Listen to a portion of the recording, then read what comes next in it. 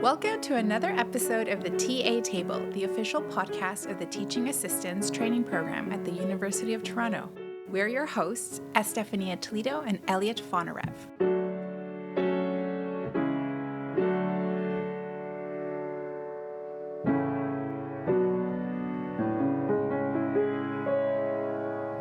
In this episode, we bring you Estefania's conversation with Samantha Chang, a course instructor and faculty coordinator at the Center for Teaching Support and Innovation at U of T. They talked about how she uses GenAI in her teaching and the intersection of UDL and GenAI. And just as a refresher, UDL means Universal Design for Learning, which Sam will speak a bit more about. Thanks, Elliot. And as you mentioned, this episode is our special guest, Samantha Chang, who's a PhD candidate and also teaches in the Department of Art History.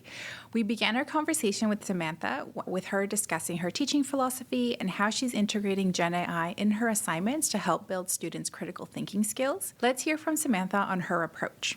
Thank you, Estefania and Elliot, for inviting me to this conversation. Hello, my name is Samantha Chang. I'm currently a PhD candidate in the Department of Art History, where I'm also a course instructor. I often teach first and second year art history survey courses. My core teaching philosophy has always been about supporting learners to be critical thinkers of their visual world around them, because we know that looking isn't understanding. Even more importantly, looking is not a passive task, right? So getting students to be that active agent and thinking about the visual world around them. So my philosophy is about how do I create this accessible, inclusive space that allows students to find their best selves, allow them to find their voices and develop their voices so that they can transfer these skills into whatever career and lives that they take on after university. I think generative AI technologies has now offered different options for students to find their personalized supports. It becomes like their personalized helpers, and they can work with generative AI in discovering what works for me and what doesn't. I think there are two types of relationships that could be highlighted that students could benefit from. The first is that leveling up support. For example, let's say a student had a question about what is Chicago's style of footnotes. They may ask GenAI that question and receive examples. But at the same time, where instructors and teaching assistants come in is that they help students assess critically, what does generative AI technologies do? Do they actually help me, or do they actually guide me into the wrong direction? Or are they covering up certain voices or perspectives that I hadn't thought about? Instructors and teaching assistants can clarify what things need to be cited and when, and how to make the footnotes even more helpful for the readers. And so this is why it's so important to still have that human element in the teaching assistant, in the instructors. So that's the first role of being that level up support. The second role is actually being a model, modeling of how does one engage critically and ethically with generative AI technologies in their own practices. So for example, I do use editing tools to help me with my grammar. I find grammar incredibly difficult. And I share with students, this is how I use a grammar editing tool, but I actually don't accept all their recommendations because I realize that the technology doesn't fully understand the nuance that I'm trying to go for. And students are often very surprised, and they say, if you use it, what's wrong with your language skills? I'm like, there's nothing wrong with my language skills. This is part of my process, and this is how I become better in my writing and in expressing myself. So being that model and being transparent about my own working process for the students. In my own teaching practices, I often teach the first year art history survey, which is for students across the university from any divisions. This means that students are coming in with very different and diverse prior knowledge, and then also different varying levels of interest in art history. We know that art history is often like a program requirement, a breadth requirement, really. So what I do, a really fun activity with GenAI, is that in the first year course, we invite students to write something called a formal analysis. So an analysis of the formal elements of art. The formal elements would include things like line, color, shape.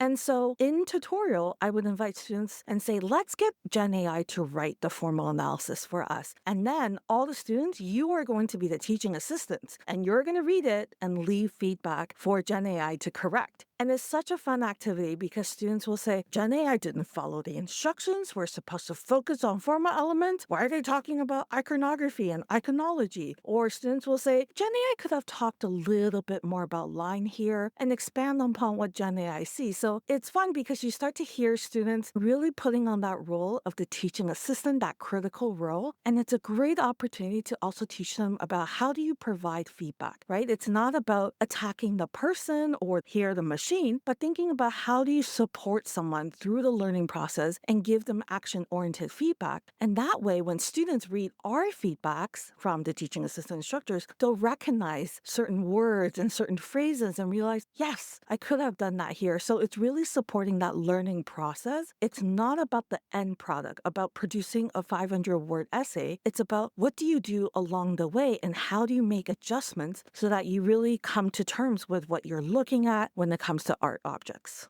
I loved that. Samantha focuses so much on the learning process. I was really inspired by her approach, teaching students to critique the GenAI output while also learning to provide feedback that is meaningful and constructive. In addition to her work as a course instructor, Samantha works at the Center for Teaching Support and Innovation here at the university. I'll get her to explain her role and how she supports faculty. I also work as a staff member within the Center for Teaching Support and Innovation as their faculty liaison coordinator, teaching, learning, and technology. I provide consultation and programming and resources for faculty members, often on universal design for learning, accessibility, and inclusion. And for folks that are not familiar with UDL, we've shared a link to the framework in the show notes. We've also invited Samantha to share a short description. Universal design for learning means designing inclusive, accessible, and usable methods, materials, and environments that reduces learning barriers and welcomes learner variability. The new UDL Guidelines 3.0 that was launched in July 2024, there are a few key things now being emphasized, such as identities, addressing biases, and inclusionary practices that exist around the world. So when you're designing your course, your assignment, your tutorial, there are two questions you can ask yourself. Number one, what learning barriers am I reducing or maybe adding, right? It's not intentional, but it does happen. And then the second question you ask yourself is, how does my design welcome or signal that I welcome learner variability? And if you can answer those two questions, you're UDLizing, right? That's the UDL process. UDL and generative AI really work well with one another and intersect on many levels. UDL is an important framework that supports educators with improving access by giving students choice, especially within assignments and how they can engage in the classroom. Samantha shared some of the important strategies and tools that course instructors and TAs can use to leverage UDL in their courses. Where generative AI technologies can come in helping teaching assistants and instructors imagine the possibilities of a more inclusive and accessible education is actually asking generative AI technologies for ideas. So there's a chatbot, it's called Ludia, which is UDL plus AI. It's literally a chatbot where you could type in your teaching and learning context, and it comes up with various strategies and ideas for implementing UDL.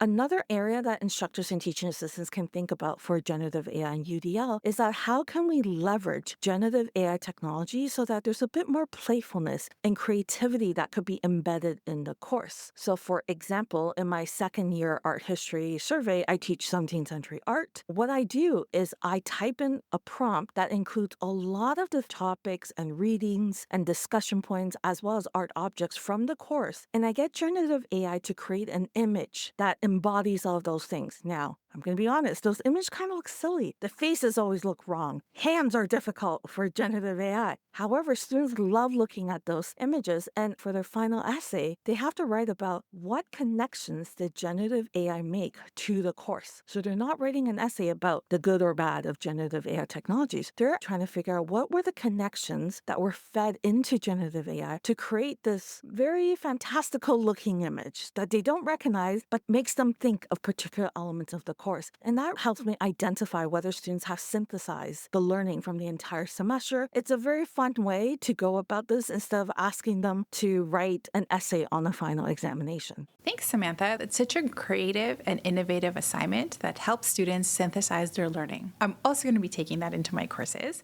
Samantha also provided additional examples of integrating GenAI and UDL to enhance the learning experience. We discussed assessment wrappers as a way for students to reflect on the learning process. The next strategy I'm going to introduce doesn't require generative AI technologies, but is very helpful. It's called an assessment wrapper. So after students submit an assessment, I would invite students to respond to 2 or 3 questions. One of the questions is about what are you most proud of in your submission? The second question is about how did you prepare for the submission? And the last question is what would you change if you got to do this assignment again? And students are very perceptive about their own process. I'm a procrastinator, and I know when I'm procrastinating. It's nicer for students to self-identify what they could do differently and what should remain. That doesn't require generative AI technologies. That's all for them. But where generative AI technologies can come in is maybe if, let's say a student said, I didn't know how to break down the task. The assignment felt large and overwhelming. I didn't know where to start. This is where instructors and teaching assistants can come in and say, actually, generative AI technology is a great tool for breaking down tasks and making suggestions. Here's a prompt that I've tried in the past that's really helped me. Maybe you could try and let me know how it goes.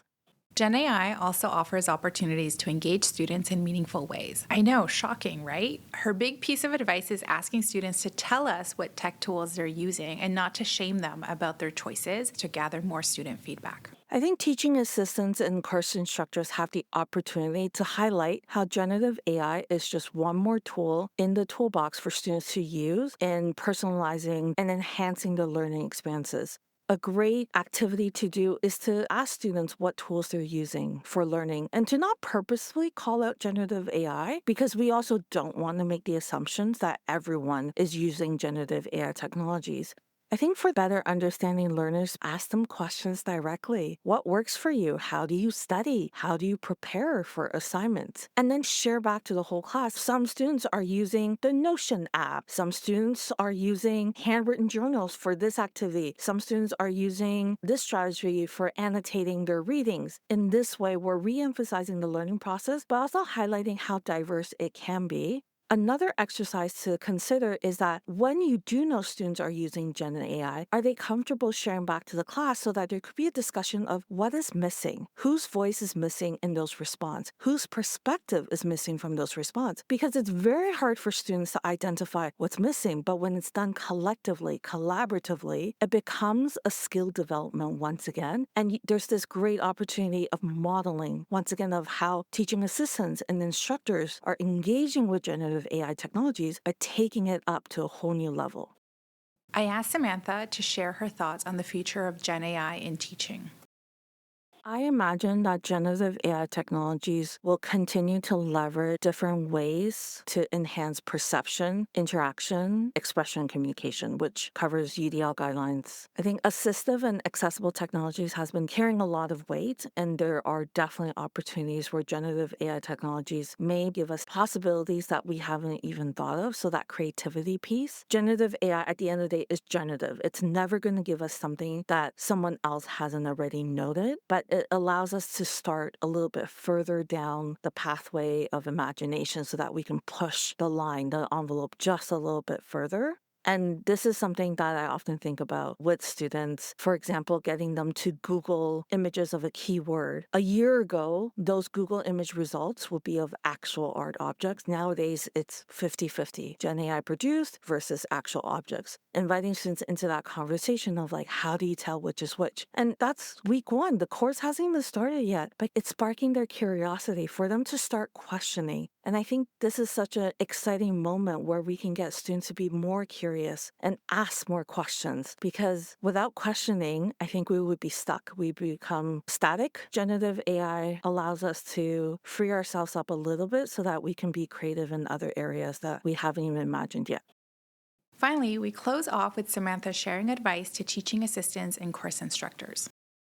For any teaching assistants or instructors who are thinking about jumping into UDL and or incorporating generative AI technologies, I would say one small step at a time. Look over the UDL guidelines, see if anything jump out at you, and think about for your own context, how could you incorporate a little bit of that? Tom Tobin and Kristen Belling always talks about the +1 approach. So maybe it's just adding one little thing to your current practice or thinking about that one point of intersection where GenAI can maybe further enhance the support that you're already providing. And understanding that, of course, you have limited time and resources. Another dimension to the +1 approach is sometimes it will be -1. I'll give an example. I used to send students to art galleries and say, here are 12 options of objects you can write about. And sometimes students will say, I don't know which one to choose. And I realized 12 is probably too many. And so sometimes you may want to take away a few options so that students can really focus on, okay, here are 4. I can visit all 4 objects and make an informed decision. So how can something like generative AI technologies or UDL help you think about managing the limited capacity?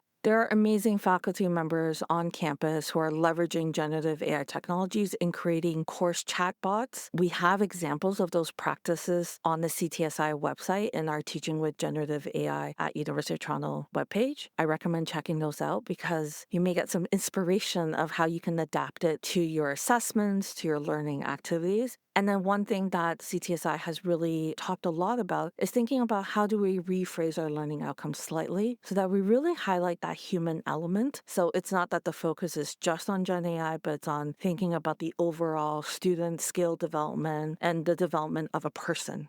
Again, generative AI is a tool in the toolbox, and there are many tools in the toolbox. And that's a wrap on this interview with Samantha Chang. Elliot, I just want to know, what were your takeaways from this conversation?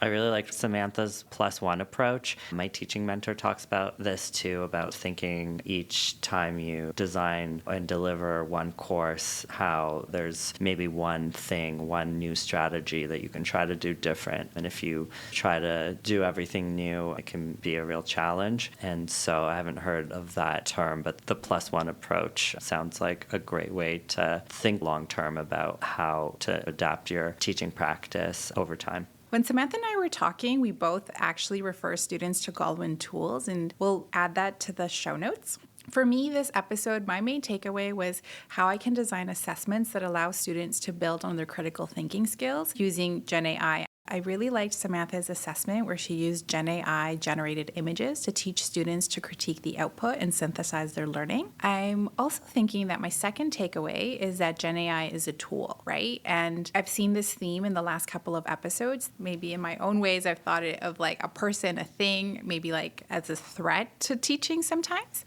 And I find that as a tool, we really need to embrace this, especially as course instructors and teaching assistants, just like we've embraced PDFs and we've embraced Office 360 and other different tools out there. And it really encourages us to be more creative and have more fun with the course content. Yeah, tools that are using language models. These are like multi-purpose tools that can do all sorts of things, but I think there's gonna increasingly be more specialized products out there that will be geared toward instructional design or toward teaching that are just gonna make it even a better product to use. I really liked Samantha bringing up this teaching-oriented chatbot. Well, that's one I haven't heard of, and we'll share a link to it in the show notes. And I'd like to check it out myself. We have one more conversation for you coming up next episode. We're going to dive deeper into how instructors could be supported with 2 members of the Center for Teaching Support and Innovation who help instructors with their course design, instructional needs, and with generative technologies. Thanks again for sharing that great interview, and we hope that you liked this episode. Thanks for listening to the TA Table. Until next time.